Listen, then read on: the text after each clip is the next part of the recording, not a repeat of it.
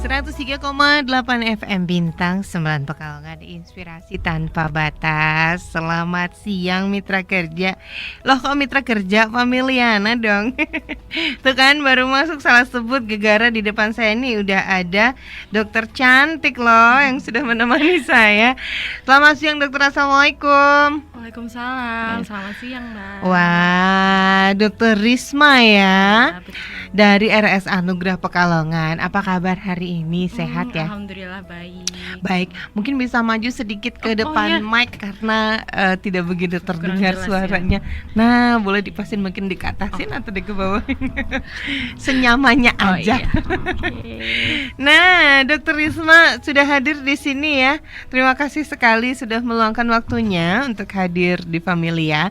Dan seperti biasa, kalau ada dokter yang duduk manis di sini tuh kita akan ngobrolin seputar kesehatan gitu kan. Hari ini lebih tepatnya edisi siar hari Selasa 19 Juli 2022 ini kita akan ngobrolin seputar apa dokter? Pentingnya premarital screening atau screening pranikah. Nah, premarital screening itu sebetulnya apa sih? Mungkin kalau untuk orang awam seperti saya dan juga familiana yang ada di rumah belum begitu ngeh gitu ya dengan kata-kata premarital dan lain sebagainya. Mungkin bisa langsung dijelaskan ya dokter, silahkan. Oke. Untuk premarital screening atau mungkin kita dalam bahasa Indonesia screening pranikah itu merupakan serangkaian pemeriksaan dan juga tes kesehatan yang harus dilakukan oleh calon pengantin sebelum melakukan pernikahan, baik calon mempelai prianya maupun calon mempelai wanitanya, seperti itu. Oke. Jadi apa namanya, dalam arti kata kedua calon mempelai harus melakukan screening kesehatan gitu betul. ya. Nah, biasanya yang dicek itu apanya dokter kalau untuk pranikah sendiri gitu? Kenapa harus ada? Padahal kalau zaman dulu nikah aja gitu ya. Paling juga mungkin kalau untuk cek kesehatan ke puskesmas udah gitu apa namanya hanya apa sih tensi imunisasi, gitu ya. Imunisasi untuk TT dan lain sebagainya atau apa gitu kan. Hanya cukup sampai di situ saja gitu. Cuman terakhir juga ada periksa gigi dan lain sebagainya gitu. Sekarang tapi ada kemajuan lagi harus premarital check up ya. Yang harus dicek apanya saja dokter? Oke, sebenarnya kenapa kita harus screening pranikah ya? Itu banyak sekali manfaat dan tujuannya. Yang pertama pastinya untuk mengetahui kondisi kesehatan dari diri sendiri, dari calon pasangannya, sehingga bisa mencegah hal-hal yang tidak diinginkan di kemudian hari. Jika memang nanti ditemukan suatu kelainan atau penyakit, bisa diobati dulu. Kemudian yang kedua, salah satu tujuannya lagi, tentunya kita ingat bahwa salah satu tujuan pernikahan itu kan untuk menghasilkan keturunan ya. Dan dengan screening pranikah ini bisa mencegah terjadinya penyakit-penyakit bawaan pada calon buah hatinya. Jadi nanti bisa menghasilkan keturunan yang lebih sehat. Yang berkualitas seperti itu. Oke dokter, tapi kalau bagaimana kalau semisal ternyata ditemukan beberapa penyakit gitu, apa yang harus diantisipasi untuk hal tersebut? Kok ternyata ada nih penyakit calon bapak nih, misal ada penyakit bawaan apa gitu kan, si calon ibu juga mungkin kalau dalam hal ini apa namanya penyakit kayak semacam AIDS dan lain sebagainya bisa terdeteksi gitu ya? Bisa. Jadi kalau memang nanti ditemukan kelainan atau penyakit, yang pertama bisa diterapi, diobati. Dan kenapa kita lebih baik screening pranikah diobati sebelum nikah, karena memang pertimbangannya ada beberapa penyakit yang pastinya membutuhkan waktu pengobatan yang tidak sebentar, mungkin makan waktu sampai beberapa bulan. Kemudian perlu dipertimbangkan juga kalau misalnya terdeteksi penyakit lebih awal, diobati lebih awal, itu akan lebih aman karena kalau misalnya terdeteksinya terlambat baru saat sudah menikah, kemudian wanitanya hamil, nah itu kita perlu pertimbangkan ada obat-obatan tertentu yang mungkin punya efek samping untuk kandungan untuk janinnya seperti itu. Jadi memang diharapkan sebelum menikah, sebelum memulai sebelum memprogram hamil, itu semua sudah terkontrol kalau bisa gitu. Oke, itu pentingnya check up sebelum pernikahan ya. Apa namanya dokter, waktu yang tepat, waktu yang baik untuk kita check up. Misal nih, yang namanya pernikahan kan pasti sudah direncanakan jauh-jauh hari ya. Nggak mungkin ya udah besok kita nikah. Iya. Kan nggak mungkin juga. Meskipun mungkin ada tapi jarang-jarang Iya. gitu kan. Pastinya butuh berapa waktu ini sih untuk sebaiknya gitu, sebaiknya waktu yang baik itu kapan? 1 tahun kah, 6 bulan kah, atau berapa ini Oke. dokter? Untuk screening pranikah sendiri disarankan paling tidak 6 bulan sebelum melakukan pernikahan. Jadi jangan mepet-mepet, karena tadi pertimbangannya itu tadi, bila memang harus ada yang diobatin maka diobati dulu, atau misal memang salah satu pasangannya mungkin terkena suatu penyakit, yang satunya butuh dilakukan vaksinasi supaya tidak tertular. Nah, beberapa vaksinasi itu butuh waktu. Jadi mungkin ada yang 3 kali penyuntikan, dan di sela-sela penyuntikan itu butuh waktu 1 sampai 2 bulan seperti itu. Jadi kalau bisa jangan mepet-mepet 6 bulan itu. 6 bulan ya. Sebelum pernikahan. 6 bulan sebelum pernikahan itu bisa dibilang waktu yang baik, tapi lebih lama mungkin juga akan lebih baik lagi betul. ya. Misal 1 tahun, oh ya tahun ini lamaran, tahun depan kita mau nikah nih, berencana gitu. Tidak ada salahnya juga untuk segera mengecek check up pranikah ya, kesehatan sebelum pernikahan gitu, supaya lebih lebih aman dan lebih nyaman lagi untuk melakukan pengobatan jikalau ditemukan beberapa penyakit yang memang butuh waktu yang untuk pengobatan, dokter ya. Oke, itu manfaatnya ya. Mengapa harus dilakukan cek kesehatan pranikah, kemudian pentingnya juga apa?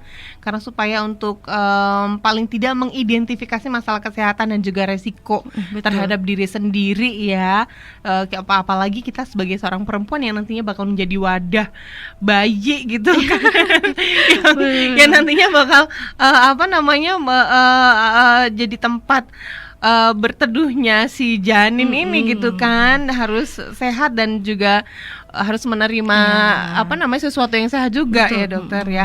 Wow, saya setuju sekali ini, I do agree. Kenapa nggak dari dulu ya? Tapi sekarang nih mumpung emang beneran lagi digencarkan banget ya sama Dinas Pendidikan dan pastinya dari Dinas Kesehatan, maksud saya dari Dinas Kesehatan dan beberapa instansi kesehatan. Jadi harus dimanfaatkan sebaik-baiknya, karena takut nanti kalau ada tahu status kesehatan calon pasangan, kemudian ada penyakit menular ya dokter ya. Dan penyakit menularnya pun juga banyak ya dok ya. Contohnya apa dok? Oke, untuk penyakit menularnya banyak, bahkan ada beberapa yang berbahaya dan mengancam jiwa ya, misalnya HIV, AIDS, kemudian hepatitis, kemudian penyakit atau infeksi menular seksual lainnya yang bisa dideteksi dan bisa dicegah. Itu seperti sifilis, kemudian gonore, herpes, seperti itu.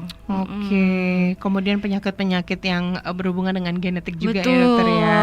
Karena ada pengalaman teman juga yang ternyata darah si bapak nggak tahu ya, gen atau darah atau apapun gitu lah. Kalau bapak ketemu sama si ibunya ini, anaknya jadi darahnya kayak nggak bisa meregenerasi gitu loh. Jadi harus setiap bulan dia harus cuci darah dan tambah darah gitu dokter. Betul, mungkin itu bisa jadi. Memang harus dilakukan sedini mungkin ya, begitu ya. Oke, baiklah, kita nanti akan sambung lagi ya. Ngobrolnya kita seputar check up sebelum pernikahan. Apa saja yang harus dilakukan, kemudian persiapan apa saja yang harus dilakukan juga ya. Fungsinya untuk apa, manfaatnya juga untuk apa, kemudian jenis tesnya ya dokter ya. Seperti apa nanti akan dikasih tahu juga sama dokter Risma sampai jam 11 siang nanti di Familia Selasa Sehat bersama RS Anugrah.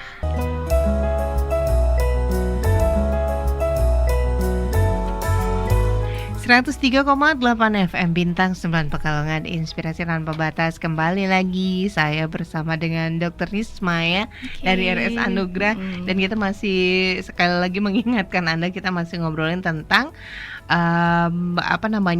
perencanaan check up sebelum menikah ya, atau kalau bahasa kesehatannya adalah premarital check up.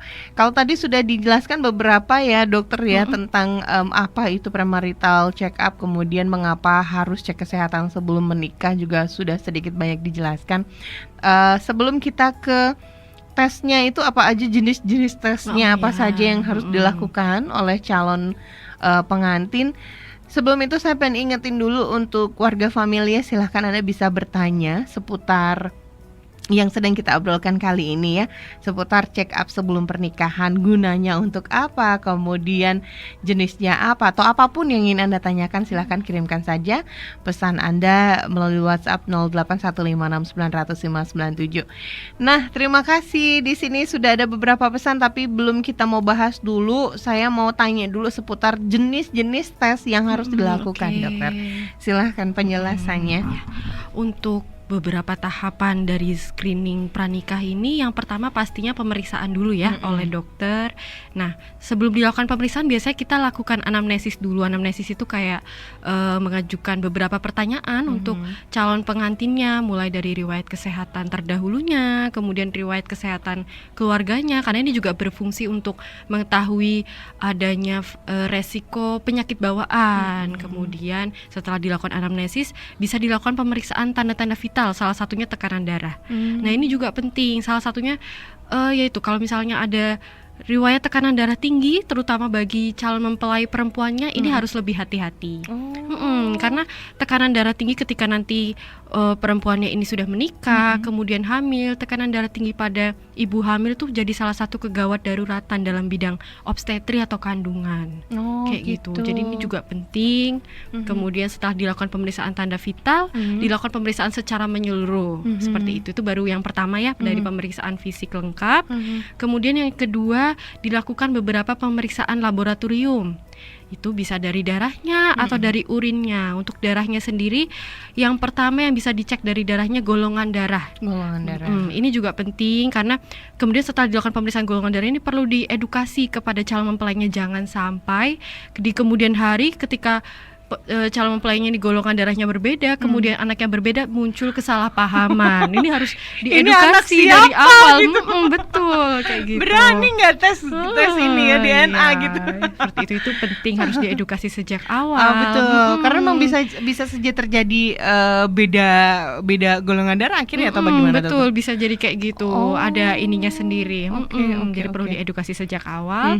Kemudian selain golongan darah, bisa diperiksa dari profil darahnya atau darah lengkapnya. Ini juga yang paling penting di sini, misalnya dari HB-nya. Nah, ini kita bisa jadi tahu ada anemia atau enggak, terutama pada perempuannya. Karena kalau misalnya ibu hamil mengalami anemia, ini juga banyak bahayanya nantinya untuk ibunya sendiri, dan kemudian untuk janinnya bisa menimbulkan berat badan bayi lahirnya rendah dan sebagainya, seperti itu. Kemudian selain dari profil darah juga bisa diperiksa beberapa antibodi ya tadi untuk mendeteksi adanya penyakit-penyakit menular seperti HIV, hepatitis B, sifilis. Kemudian bisa juga dilakukan pemeriksaan urin. Ini untuk mengetahui ada infeksi saluran kemih atau enggak, kayak gitu. Dan mungkin yang terakhir, kalau misalnya memang lebih detail lagi, bisa dilakukan juga pemeriksaan kesuburan atau organ reproduksi. Seperti itu. Ini juga bagus ya. Kenapa banyak ditemukan setelah pernikahan, udah setahun, 2 tahun, 3 tahun menikah belum dikaruniai anak juga gitu ya. Jadi paling tidak sudah diketahui di awal, berarti ada antisipasi di awal lah. Betul. Ya. Untuk mengantisipasi dari semua tadi permasalahan penyakit tadi gitu ya dokter ya. Selain itu ada nggak dokter, masih ada lagi tes-tes yang harus dilakukan? Tapi dengan catatan untuk yang pemeriksaan organ reproduksi tadi jangan cuma salah satu pria atau wanitanya. Jadi kalau bisa, kalau mau cek organ reproduksinya biar nggak saling menyalahkan seperti itu, harus dua-duanya. Jadi nanti yang perempuan mungkin bisa dilakukan pemeriksaan USG untuk lihat kondisi rahimnya, misalnya ada miom atau kista. Kemudian untuk laki-lakinya bisa dilakukan pemeriksaan analisis sperma. Jadi kalau bisa bisa dua-duanya kalau mau lakukan pemeriksaan organ reproduksi. Gitu ya. Betul. Nanti kalau tiba-tiba salah satu ternyata ada yang subur ada yang enggak gitu. Nah, itu makanya harus dua-duanya, jadi bisa sama-sama tahu, terus nanti dicari solusinya kalau memang ada kelainan. Iya. Kemudian mungkin bisa dilakukan ini juga pemeriksaan alergi. Walaupun kayaknya sepele gitu ya. Kenapa kok sampai diperiksa alergi? Ternyata ini juga penting karena beberapa alergi ini juga bisa diturunkan. Dan alergi ini jangan disepelekan karena ternyata 80% dari penderita asma itu punya bawaan alergi kayak gitu. Jadi ini kan bisa diobatin, bisa diantisipasi lebih awal seperti itu. Oh gitu dokternya. Dari awal-awalnya ya, mungkin dari gen kedua orang tuanya ini ya. Akhirnya si anak bisa terkena bisa asma salah satunya atau penyakit alergi lainnya. Penyakit gitu ya. lainnya. Tapi bisa juga nggak sih dokter kalau misal misal nih sehat kok si ibunya iya ada asma, si bapaknya enggak, sehat-sehat aja gitu. Bisa juga anaknya enggak kena bisa juga, jadi bisa, seperti itu. Gitu. Oke, baiklah. Cukup ya dokter ya. Beberapa tes yang harus dilakukan ya. Sedikit merefresh aja tadi tes golongan darah, kemudian kelainan darah, penyakit menular seksual ya. Itu juga penting banget untuk diketahui. Kemudian penyakit genetik juga perlu banget untuk kita ketahui. Nah, sebetulnya siapa saja sih yang membutuhkan tes kesehatan menjelang pernikahan ini? Apakah yang akan sedang berencana menikah gitu ya, atau apakah kalau sudah menikah gimana dokter? Kalau sudah menikah pun nggak apa-apa, daripada enggak sama sekali lebih baik terlambat gitu. Jadi nggak apa-apa, tetap dicek aja kalau memang ternyata kok sama sekali nggak sempat atau ada alasan-alasan lainnya, mending terlambat daripada tidak sama sekali. Jadi walaupun sudah terlambat dideteksi bisa lebih segera diobatin seperti itu. Gitu ya. Mungkin udah kadung nikah nih tapi belum check up gitu kan. It's okay, nggak apa-apa ya, bisa dilakukan sekarang juga gitu ya. Kalau memang sudah melangsungkan pernikahannya. Tapi untuk Anda nih Familiana yang memang berencana bulan depan atau tahun depan gitu ya, masih bisa ada waktu untuk segera melakukan pengecekan tadi gitu ya sebelum pernikahan. Baiklah. Habis ini kita balik lagi dokter, masih ngobrol kapan tes perlu dilakukan dan siapa saja yang harus melakukannya sesaat lagi ya. Dan saya lihat ada beberapa pesan yang sudah masuk ya, yang nanti akan kita bahas dan akan dijawab oleh Dr. Risma ya. Sesaat lagi kita akan kembali. Familiana, terima kasih masih stay bersama kami, bersama saya dan juga Dr. Risma dari RS Anugrah Pekalongan ya. Kita masih terus dong ngobrolin seputar check up sebelum menikah atau pranikah, check up tes kesehatan sebelum menikah atau apapun lah ya Anda menyebutnya, atau kalau dalam bahasa kesehatannya premarital check up atau screening ya. Oke, baiklah. Tadi sudah disebutin sama Dr. Risma bahwa seberapa pentingnya, kemudian manfaatnya juga seperti apa. Lalu siapa saja dokter yang harus melakukan cek ini dokter? Kemudian kapan harus dilakukan tes ini? Oke, untuk yang perlu melakukan screening pranikah ini tentunya kedua calon mempelainya ya, dua-duanya, yang pria maupun yang wanita. Betul. Karena memang nggak semua orang punya riwayat kesehatan yang baik. Jadi kalau misalnya sudah dilakukan screening pranikah tentunya akan lebih terbuka, lebih mantap sama kondisi kesehatannya. Kemudian mungkin selain dari calon mempelainya, apabila riwayat penyakit keluarga juga penting ya. Apabila memang belum pernah dicek sebelumnya, misalnya yang penting gula darah atau kecenderungan adanya diabetes, nah itu kan juga bisa menurun. Belum pernah dicek, mungkin kedua orang tuanya juga bisa sekalian diperiksa gula darahnya seperti itu. Betul, sebetulnya bisa menguntungkan kedua belah pihak. Betul. Gitu ya, yang mungkin tadinya nggak tahu, saya ternyata punya penyakit ini loh gitu kan. Akhirnya jadi tahu, ternyata gula darah saya tinggi loh gitu kan. Berarti udah ada siap-siap nih antisipasi apa yang harus dilakukan gitu ya.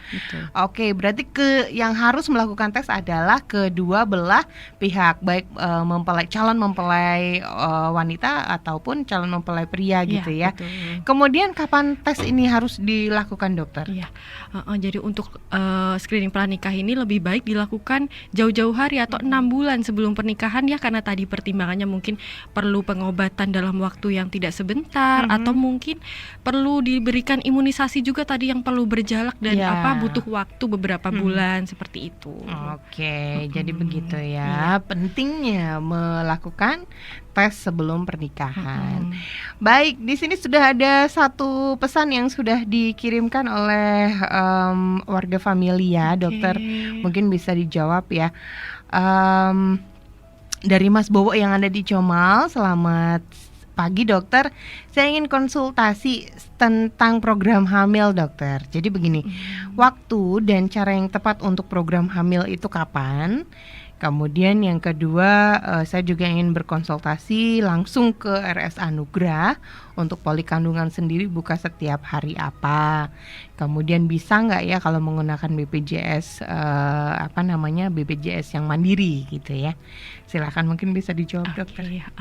Untuk merencanakan program hamil, nah ini juga jadi salah satu tujuan dari screening pranikah. Jadi tadi setelah dilakukan semua pemeriksaan sudah normal semua, sudah baik semua, sudah layak untuk hamil. Nah, nanti bisa dikonsultasikan lagi mungkin sama dokter spesialis kandungannya, apakah selain dari kesehatan fisik ternyata kesehatan mental juga perlu. Tadi ternyata semuanya sudah normal. Nah, ini perlu direncanakan apakah memang sudah siap untuk hamil, apakah setelah menikah mau langsung program hamil. Nah, seperti itu. Atau apabila memang nanti mau ada ditunda program hamilnya karena suatu alasan, itu juga harus dikonsultasikan dengan dokter spesialisnya mau pakai metode KB-nya apa. Jadi memang untuk merencanakan program hamil ya tadi sebelum menikah lebih baik. Jadi setelah semua dicek aman, baik, sudah layak kondisinya untuk hamil, nah maka bisa dikonsultasikan lebih lanjut seperti itu. Ya.